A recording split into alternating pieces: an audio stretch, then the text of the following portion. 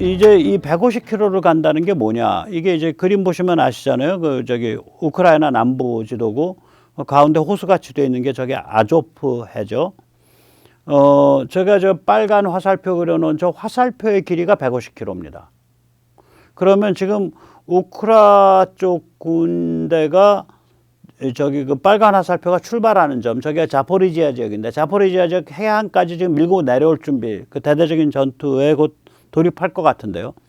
해안까지 내려오고 나면 크리미아 반도를 바로 공격할 수 있을 뿐만이 아니라 크리미아 반도랑 그 저기 러시아 쪽을 잇는 케르치대교 나가는 그 길목까지 가요. 크리미아 반도까지는 저 해변에서 한 160km 되더라고요. 그러니까 배 싣고서 한 10km 나가야 되니까 뭐 꼭 그럴 필요 없죠. 그 도로만 계속 노리고 때려도 되는 거니까 그 길목만. 그 얘기는 무슨 얘기냐면 저런 게 보급이 되면 저런 만약에 저런 그 그라운드 론치트 SDB 이런 무기가 보급이 되면 우크라이나 군이 그 멜리토폴 근처에 저기 그 해변까지 내려왔을 때 크리미아에 있는 러시아 사람들이랑 러시아 군대는 짐 싸서 빨리 빠져나가야 돼요. 안 그러면 저걸로 끊어버리게 되면 길목을 끊어버리게 되면 도간에 갇힌 쥐가 돼요. 한 10만 20만 명이. 그래서 저거는 좀 살벌한 무기입니다. 저런 거를 지금 공급할 거를 생각을 하고 있으니까 보잉이 국방부에 제안을 했겠죠. 이게 사정이 좀 복잡해서 미국이 공식적으로 저걸 공급했다라는 뉴스도 아직 안 나왔고요. 공급하겠다라고 결정했다라는 뉴스도 안 나왔어요. 나와 있는 뉴스는 뭐냐? 저거를 개발한 보잉이 국방부에 저걸 제안했다. 거기까지가 나와 있습니다. 자, 여기서 잠시 약간 삼천포인데 우리도 뭐 천무다연장 잘 만들고 로켓 잘 만드니까. 그럼 한국은 뭐 하고 있어? 한국은 이제 일단 제를 하려면 아까 그 250파운드, 즉 무게로 한 110kg, 120kg 나가는 소형 그 항공폭탄을 가지고 있어야 되는데 한국은 그걸 별로 안 써요. 한국은 240kg쯤 나가는 거예요. 230kg 나가는 500파운드짜리 폭탄이 많아요. 한국은. 또 1000파운드도 한국은 별로 없어요. 2000파운드도 별로 없고요. 그래서 한국에선 저걸 안 했던 거예요. 저는 저거 무기체계 보면서 저건 가성비가 너무 좋다. 저 정도 화력을 가진 애고 우리가 또 천무다연장 다 갖고 있고 그러니까 뭐 우리가 양산하면 한 3천만 원이면 할 것 같은데 저런 거는 뭐 한 10,000발 해두면은 굉장히 많이 쓸모 있을 것 같다. 저는 그런 생각이 들더라고요. 예. 그런데 이 10,000발, 예. 우리 같은 경우에 이제 그 KGB이라 그래서 얘는 이제 우리가 많이 갖고 있는 500파운드급의 그 항공폭탄을 가지고 JDAM을 만들었어요. 제가 한 100kg 갑니다. 잘 만든 거예요. 그런데 날개가 너무 크고 좋아서 1000파운드 폭탄까지는 견딘다 그래요. 설계상. 그런데 2000파운드 폭탄은 저걸 못 채웁니다. 날개가 부러져 버려요. 중량 때문에. 그래서 한국에서는 이 KGG의 바탕을 둬서 저 아래 폭탄을 달질 않고 500파운드, 1000파운드짜리 기뢰를 달 수가 있죠. 그러면은 예를 들어서 기뢰를 달면 뭐 그건 이제 항공역학적으로 좀 더 저항이 심할 테니까 뭐 500파운드짜리 달았으면 한 60kg, 70kg 가고 뭐 1000파운드짜리 달면은 뭐 한 50kg, 뭐 60kg 가겠죠. 예. 그런 기뢰를 달면은 그 기뢰를 서해에서 떠갔던 우리 항공기가 뿌려버리면은 그러면 이제 쟤들은 중국은 이제 또는 북한은 이제 항구가 마비돼 버리는 거예요. 그러니까 항공투하 기뢰를 개발하고 있어요. 우리는. 그러니까 지금 개발 방향이 좀 달랐던 거죠. 그 다음에 이제 두 번째로 그 천무에서 쓰는 239mm짜리 직경 239mm짜리의 유도로켓을 그걸 이제 그 추진 방식을 램젯, 그러니까 공기를 흡입해서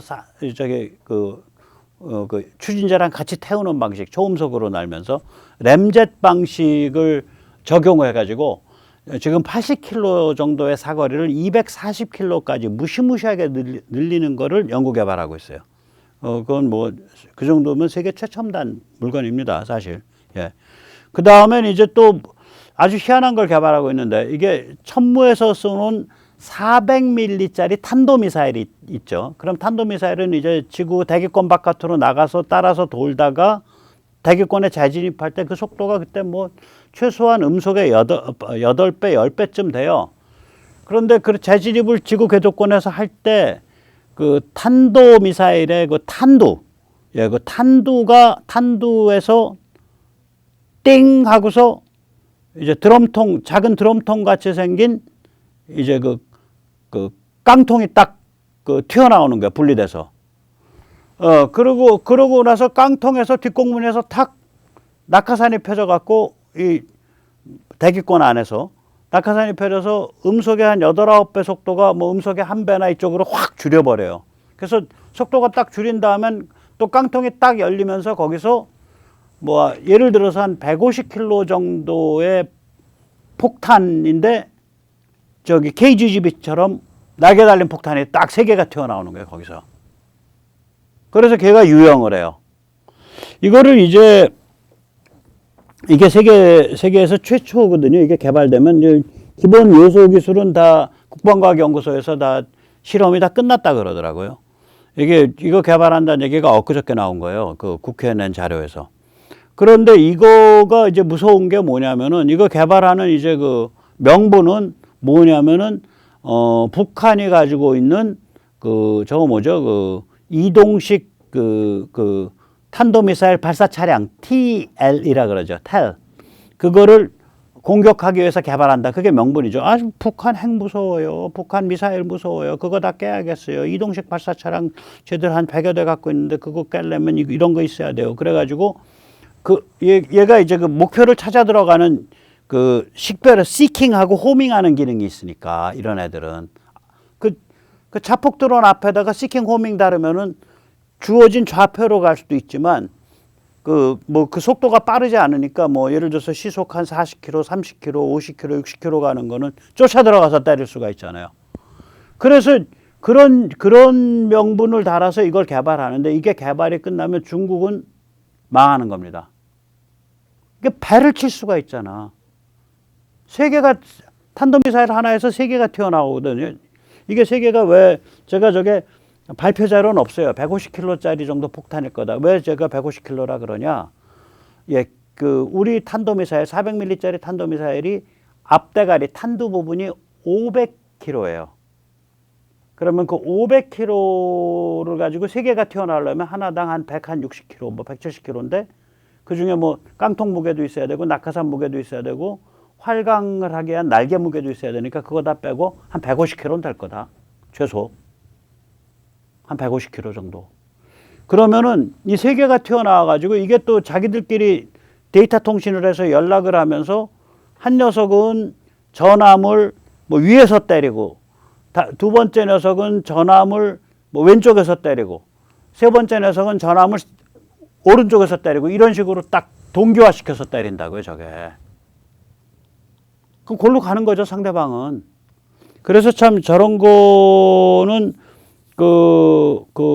정은이가 고맙죠. 예, 정은이 무섭다. 네, 정은이가 가지고 있는 탄도미사일 무섭다. 정은이가 갖고 있는 발사대 무섭고, 정은이가 갖고 있는 핵 무섭다라는 걸 명분으로 담아서 무지하게 살벌한 무기를 만들고 있는 거예요. 이 무기가 실제로 이제 이 무기가 개발되고 나면 중국의 시진핑과 이제 말하자면 뭐 중국 공산당은 이제 뭐 오줌 지리는 거죠. 이게 서해나 뭐 제주도 근처에 중국 군함은 저거 힘을 못 써요. 저런 게 있으면. 제가 저런 무기들이 근데 우리가 개발한다는 얘기는 앞으로 중국도 개발할 수 있기 때문에 그래서 제가 항모나 함재기는 그건 간첩이나 할 소리나 아니면 굉장히 어리석은 사람이 하는 소리다라는 게 그래서 그래요. 그래서 이게 이제 이런 거기 때문에 네 그렇습니다. 그래서 겉으로는 북한 핑계대고 만들고 실제적인 노림수 중에 하나는 중국의 전함, 중국의 항공모함 그런 게 노림수가 된다. 그런 말씀을 드리고 싶어요. 자, 이제 그래서 이제 이런 얘기를 한번 쭉 짚었으니까 다시 이제 얘기를 들어오죠. 앞으로 우크라 전쟁의 전망을 그럼 어떻게 보냐. 백모는 몇 가지로 봅니다. 우선 이제 첫째, 푸틴은 핵을 못 쓴다. 이게 뭐 다른 이유도 있지만 핵 공격을 하는 그 표적을 특정을 하지 못해요. 핵을 가지고 예를 들면 미국이나 영국과 같은 나토 국가, 나토의 본산지를 공격할 수도 없고, 그랬다간 러시아 작살나니까. 뭐 그게 전술핵이었으면 미국이나 영국은 전술핵으로 안 때려요. 그냥 비핵 폭탄으로 융단 폭격해버리면 그냥 러시아 초토화되는 거예요. 뭐 그렇다 그래서 이 핵을 가지고, 전술핵을 가지고 우크라를 공격해봐야 우크라 사람들은 더 열받아가지고 더 죽을 것 같이 싸울 거고. 그래서 이게 핵을 누구한테 던져야 되는지 그 목표를 특정할 수가 없어요. 손해만 많고. 두 번째는 이 전쟁은 제가 거듭 말씀드렸지만 이게 스테이터스 코 안트, 우크라 쪽에서 스테이터스 코 안트, 그러니까 수성 방어전이기 때문에 유리한 거예요. 명분이 우크라 쪽에 있는 거예요. 그래서 우크라 쪽에서 보면 항상 그 그러니까 나토에서 항상 보면 unprovoked, illegal, criminal warfare라고 얘기를 해요. 그러니까 뭐냐면은 러시아가 별다른 시비거리가 없었는데 침공한 거다 이거죠. 그래서 unprovoked라는 건, provocation이라는 건 뭔가 우크라가 잘못해서 러시아를 자극하고 해서 전쟁을 벌어진 게 아니라 러시아가 그냥 느닷없이 침공했다 그 소리고요. 크리미널이라는 건 범죄적인 전쟁이라는 소리죠. 그 얘기는 명분을 이쪽에서 갖고 있는 수성 방어전이어서 유리한 거예요. 세 번째는 경제 제재 덕분에 시간이 갈수록 더 유리해지죠. 그러니까 시간 때문에 우크라가 불리해지려면은 시간이 갈수록 어떤 피로감 때문에 미국이나 유럽의 지원이 줄어야 되는데 그건 지금 안 줄어들어요. 그러면 결국은 시간이 갈수록 불리해지는 거는 러시아가 되는 거죠. 그렇게 정리가 됩니다. 예. 그래서 이제 이것은 거기다가 이제 여기에 이제 우크라 전쟁에 있어서 미국의 이제 실시간 감시 정찰 이런 게 이제 지원이 되고 이러니까 더 그런 거고요.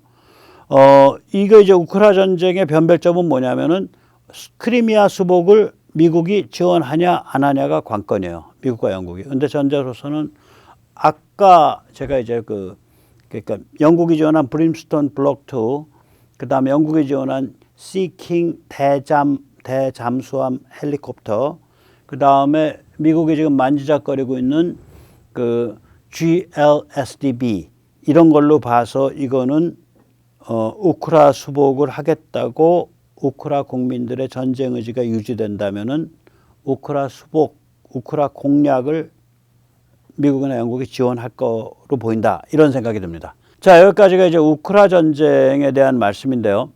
예, 그럼 이제 우리 얘기로 좀 돌아가 봐야죠. 이제 그러면 이제 이러한 우크라 전쟁이 우리 한반도에 대해서 가지는 그거는 뭐냐? 교훈은 뭐냐? 이거는 이제 조건부가 있습니다. 제가 조건이 뭐 5가지를 꼽는데 그 5가지 조건이 충족된다면 대만 침공 없습니다. 한반도 도발 없습니다. 북한 자유화 찬스 옵니다. 이 5가지 조건 중에 제일 중요한 건 뭐냐면은 그 결기예요. 그러니까 여차하면 중국과 함께 죽어버리겠다라는 필사의 저항 의지예요. 그래서 우리 충무공 할아버님께서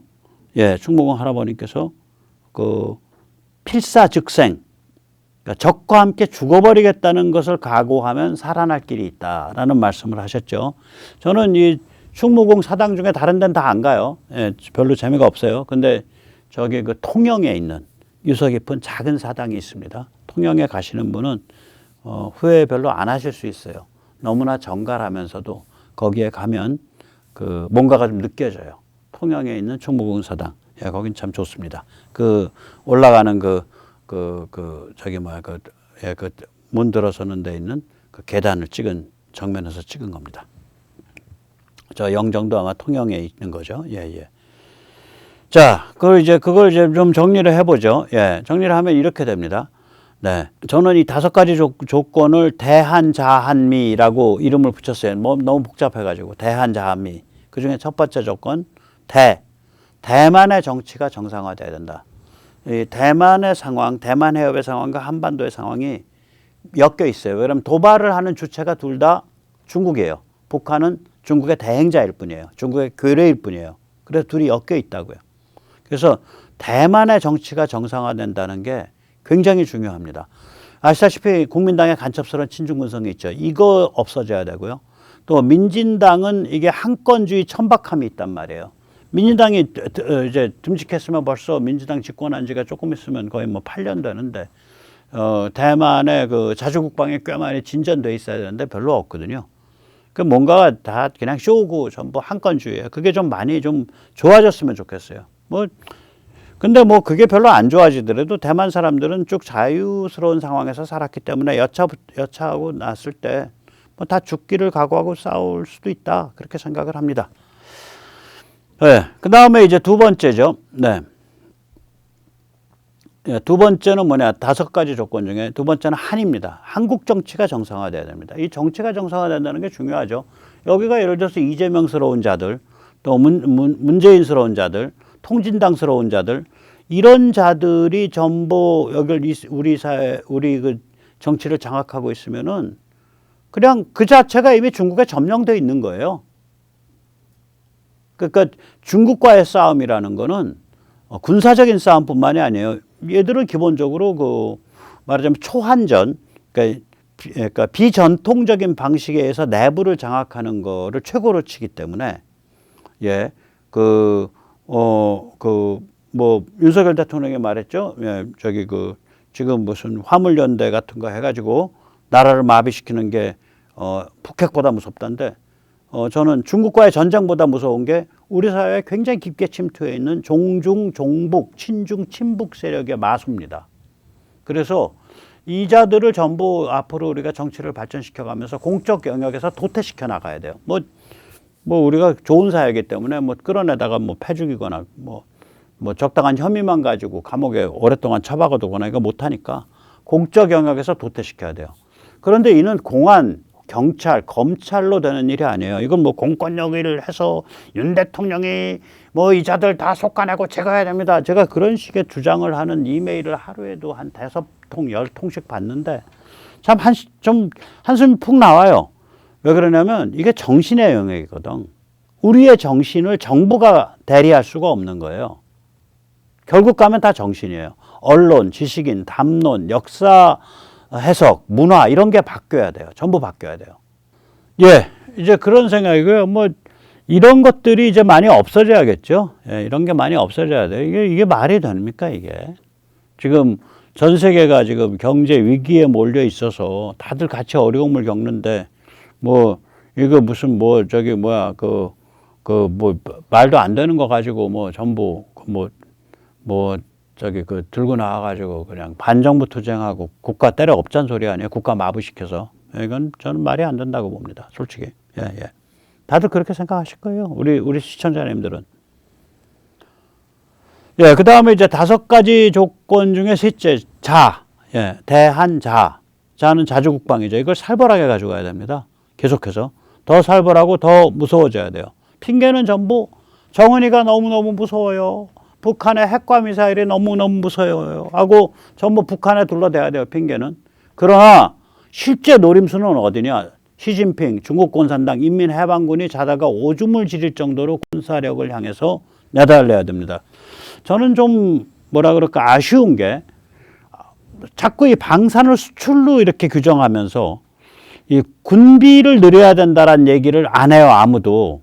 군비 늘려야죠. 미국의 군사력이 강한 이유는 미국이 군사비 지출을 많이 하기 때문이에요. 미국이 이제 내년 그 국방비가 무려 8천억 달러입니다. 무려 8천억 달러예요. 우리의 20배쯤 되니까 이거는 인구 비례에다가 뭐 인구가 뭐 그 20배 그렇죠. 우리 20배 근데 우리 인구의 미국이 한 6배쯤 될 걸요. 6배 저기 한 2배쯤 되니까 12배쯤에 끝나야 되는데 거의 뭐 20배 가까이 되는 거거든요. 그러니까 우리보다 훨씬 많이 쓰는 거예요. 그러니까 GDP의 3%까지 늘려야 돼. 지금 2점 몇 프로밖에 안 될 거예요. 2% 초반대. 또 저는 윤석열 대통령이 방위산업을 전에 미래 먹거리라고 부르는 거가 좀 마음에 많이 걸리더라고요. 귀에도 거슬리고. 저는 그거 좀 그렇게 말씀 안 하셨으면 좋겠어. 아니, 먹고 살 게 없어서 사람 죽이는 물건을 팔아가지고 번 돈으로 먹고 삽니까? 사람 죽이는 물건 팔아서 번 돈은요, 사람 더 잘 죽일 수 있는 물건 더 많이 만드는 데 써야 됩니다. 더 잘 죽일 수 있는 물건을 더 많이 만드는 데 써야 돼요. 그 돈 갖고 먹고 살려고 쓰면 안 돼요. 그럼 언제까지 그렇게 해야 되냐? 북한이 자유화되고 중국이 제압 순치될 때까지 우리가 사람 죽이는 거 물건 팔아가지고 번 돈은 사람 더 잘 잡아 죽일 수 있는 물건을 더 많이 만드는 데 써야 된다. 저는 그렇게 봐요. 예. 좀 역설이죠. 예.